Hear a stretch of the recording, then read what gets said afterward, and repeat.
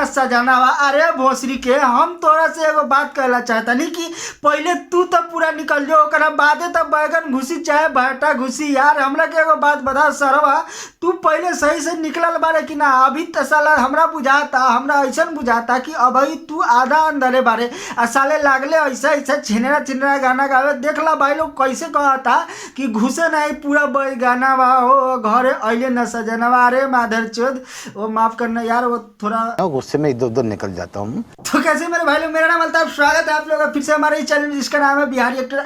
आज हम फिर से इस वीडियो में लेने वाले भोजपुरी सिंगरों का, आई मीन छोटे छोटे सिंगरों का जो साले अल्टर अल्टर गल्टर गल्टर साला साला इधर उधर का गाना निकलता रहता है। यार भोंसरी वाले समझते नहीं है साले किस तरह से भोजपुरी समाज को गंदा कर रहे हैं ये लोग। इतने छोटे छोटे बालक, इतने छोटे छोटे बच्चे ऐसे ऐसे गाने निकालेंगे तो पता नहीं हमारा भोजपुरी इंडस्ट्री कहाँ जाएगा। तो बिना बकचोदी के शुरू करते हैं आज का वीडियो।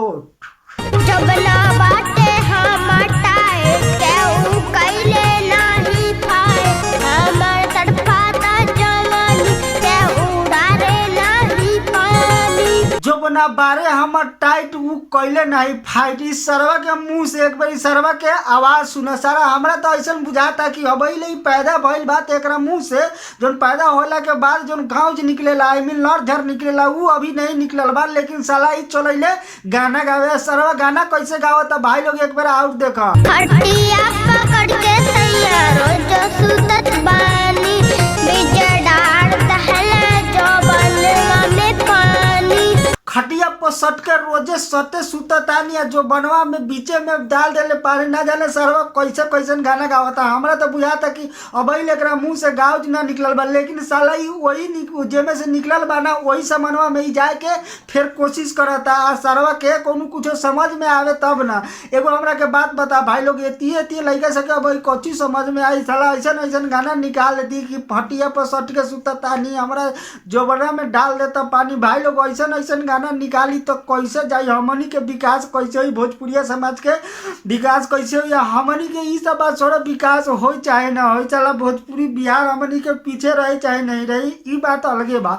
लेकिन जौन हमनी के इमेज बा कि भोजपुरी में सब केहू बहुत संस्कारी होले और केहू के यार इज्जत से बात करेले। ई सरवा सके गाना अगर केहू बाहर में चल जाए, केहू आदमी सुन ली तो हमनी के समाज के का इज्जत रही? भाई लोग एगो हमरा के बात बताऊ, ऐसा ऐसा गाना निकाला तो चलो, ऐसा ऐसा गाना तो चल जाए। लेकिन साला इतने छोटे छोटे लड़का सब ऐसा ऐसा गाना निकाली तो कैसे चली है? भाई लोग हमरा के आप ही लोग एगो बात बताई नीचे कमेंट बॉक्स में जा करके, एकनी के सुधारे के चाहिए कि ना सुधारे के चाहिए।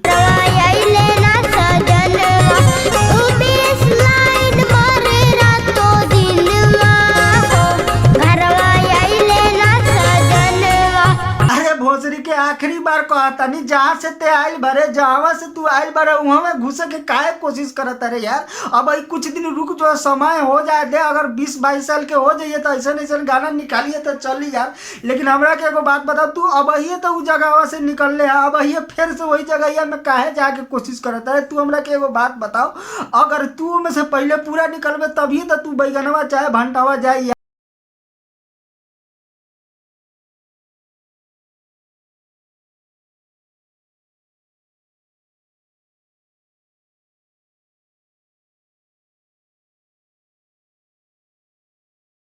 के सीजन चलता है भौजी, हाई आई मीन हाई छिनरी भौजी गाना ना निकाली ऐसा हो ही न सकेले।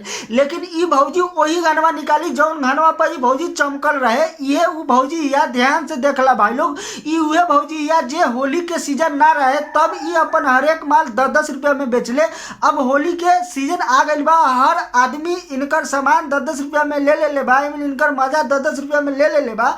और ई भौजी के कोशिश बा, अब इनकर काम धंधा चलत नहीं के, तो ई भौजी का सोचले कि वही सामानवा के, वही हर एक माल के, हर एक सामान के होली के रंग से गुलाल से पेंट करके फिर से 10-10 रुपया में ही बेचे के कोशिश करता रे। एक बार और देखी कि कैसे ही बेचे के कोशिश करता रही। मिले तो क्या नमूना चीज हाथ बना मारे पाछा बना मारे।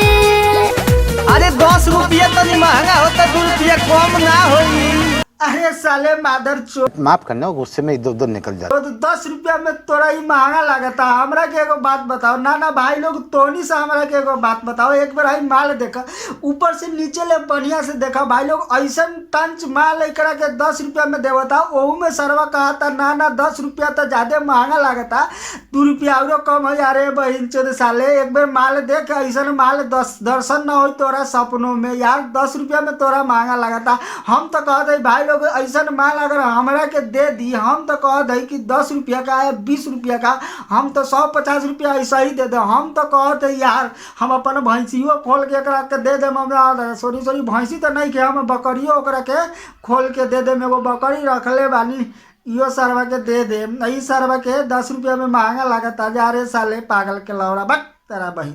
अरे ना हो, ऐसे भी होली में रेट महंगे चलता। अरे ना रे भौजी, हम समझ गई एकनी के, तोरा जैसन माल के एकनी के लगे कौनो कदर नहीं के। तू हमारे लगे आओ, तू 10 रुपया मांगता है, हम कह दे 200 रुपया देम। खाली एके बेर रंगे दिया, चाहे बीचवा में ऐसा ही करे दिया। हम तोरा के 200 से 300 रुपया देम, अब पर डे देम। हमरा लगे एक बेर आ जाओ, यूट्यूब के पूरा कमाई हम तोरे के दे देम। आ जाओ हमरा लगे, कसम से कहता नहीं। माल देखा एक बार, ऐसा माल के साला 10 रुपया में एकरा महंगा लगता। हम तो कहते साले हमारा करेजवा के साले तोहनी खोखला कर दे साले। ऐसे ही कोरोना वायरस फैलता है, एक मारे तो ना महंगाई।